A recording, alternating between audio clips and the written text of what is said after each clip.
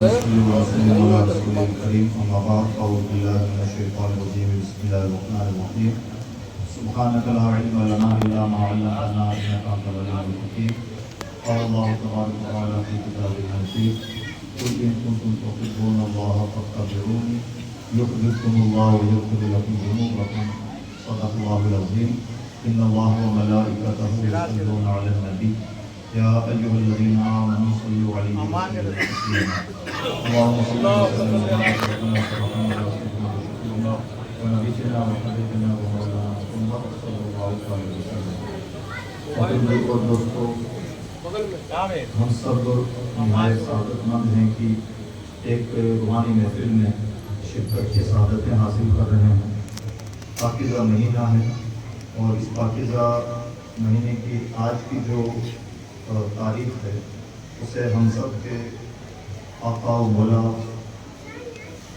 حضور خواجہ نقشبند حضرت خواجہ بہاؤالدین نقشبند بخاری علیہ رحمہ سے پاکیزہ نسبت ہے اور ہم سب ان کے غلام ہیں اور ان کے ذکر جمیل کی اس محفل میں اپنی قسمت چمکا رہے ہیں اور ہماری ہمیشہ خوش نصیبی رہتی ہے کہ ایسی پاکیزہ مجلسوں کی سرپرستی ایک ایسی عظیم ترین ذات کر رہی ہے جو اس وقت ہم سب کے لیے سایہ خواجہ نقشبند ہے۔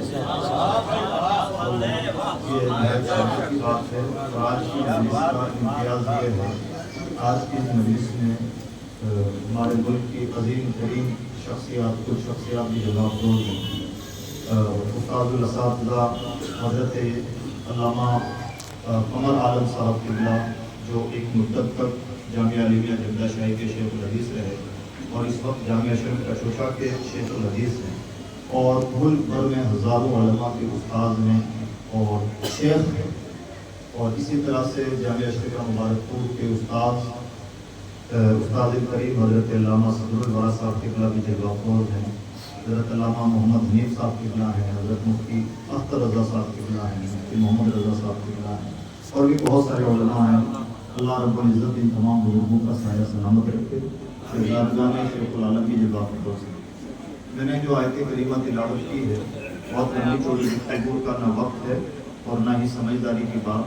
اللہ نے قرآن پاک میں ارشاد فرمایا کہ نبی آپ اپنی زبان سے یہ بات کہتے ہیں، کل یہ بڑی بات ہے۔ اللہ نے فرمایا نبی آپ اپنی زبان سے کہہ دیں تاکہ کسی طرح کا تردد باقی نہ رہے اور دو چار کی طرح بات واضح ہو جائے، کوئی گنجائش باقی نہ رہے۔ بات یہ کہلوانی ہے، بات یہ کہنی ہے حضور کو کہ اے لوگو، اگر تم اللہ سے محبت کرتے ہو تو میرے پیچھے چلو۔ تو الگ الگ طرح کی باتیں ہیں۔ اللہ کی محبت ایک الگ چیز ہے اور حضور کی پیروی، حضور کے پیچھے چلنا ایک الگ چیز ہے۔ ان دونوں چیزوں کو جوڑا گیا اور ارشاد فرمایا دعویٰ تو ہے کہ خدا کی محبت کرتے ہیں، خدا سے محبت کرتے ہیں، اور دلیل اس کی جو دی جانی چاہیے۔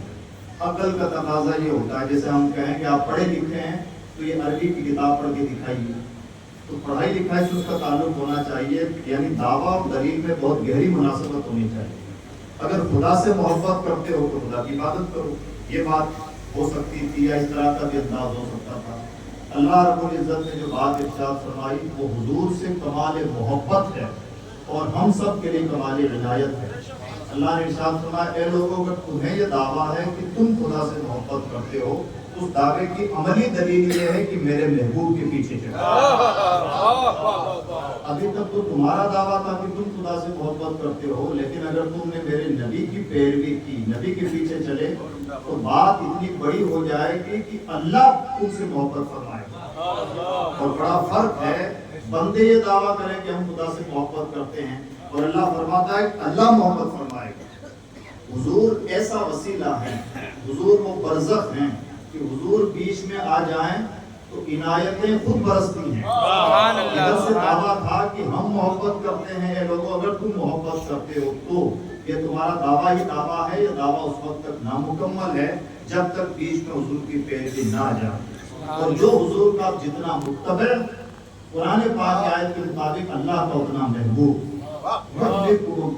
اللہ محبت فرمائے گا، وَيَغْفِرْ لَكُمْ ذُنُوبَكُمْ، اور محبت فرمانے کے ساتھ ہی اللہ رب العزت तुम्हें माफी का परवाना अता फरमा देगा, तुम्हारी बख्शिश फरमा देगा।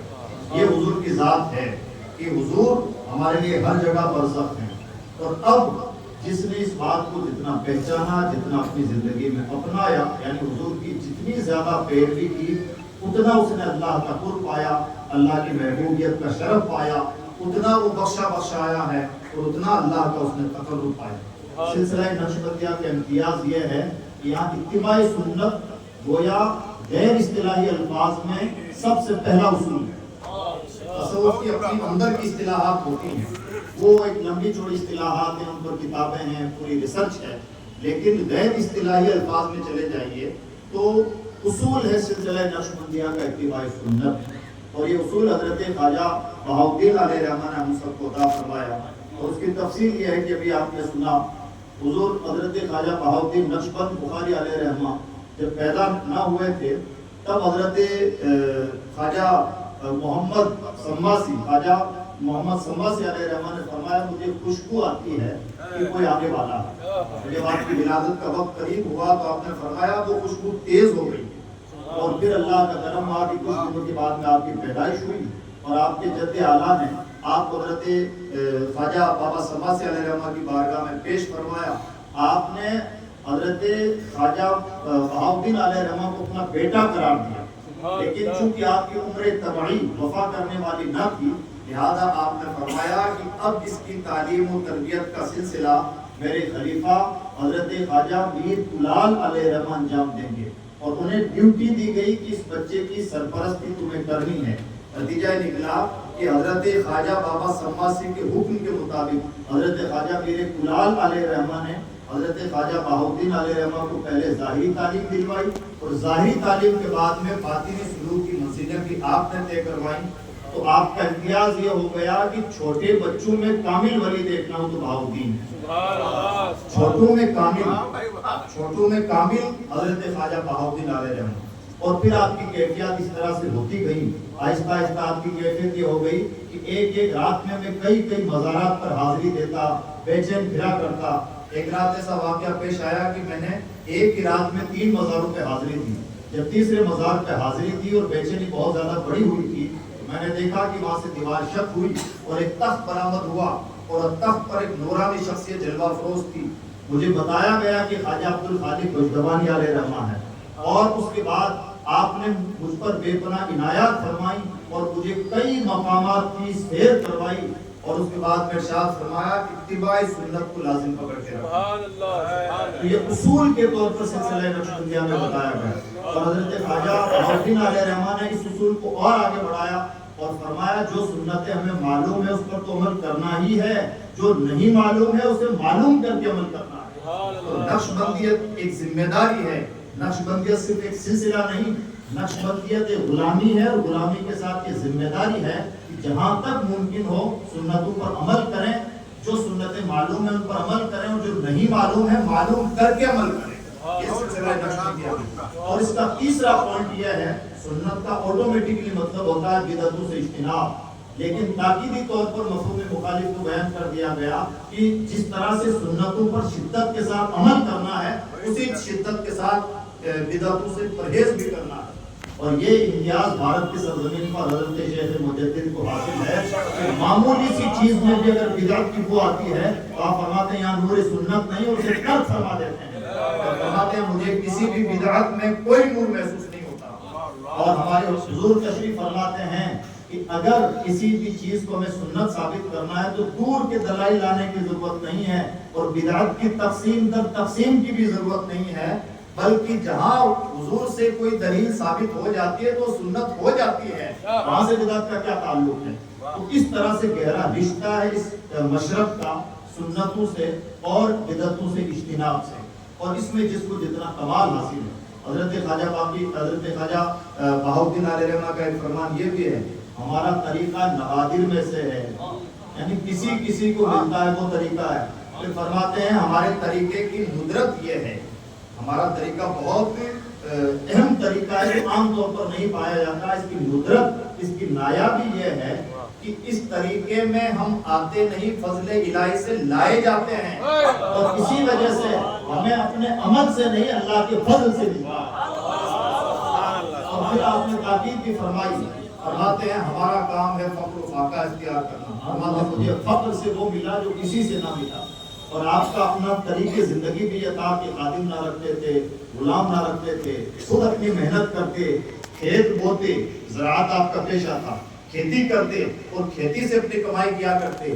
لوگ کہتے کہ حضور کچھ خدام رکھ لیا کریں تاکہ کام میں آسانی ہو، تو آپ فرماتے ہیں بندگی و خواجگی در دست نہیں آیا، اگر ہم مخدومیت میں الجھ گئے تو پھر جو ہمیں اللہ کا قرب حاصل ہونا چاہیے اس قرب سے محروم رہ جائے۔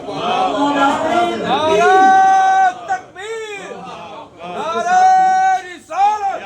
اس کے ساتھ ہی آپ نے جہاں یہ تعلیمات ارشاد فرمائی ہے، فقر کو لازم پکڑنا ہے، سنتوں کو لازم پکڑنا ہے، بدعت سے شدت کے ساتھ اجتناب کرنا ہے، اور اپنے اندر مخدومیت نہیں آنے دینی ہے،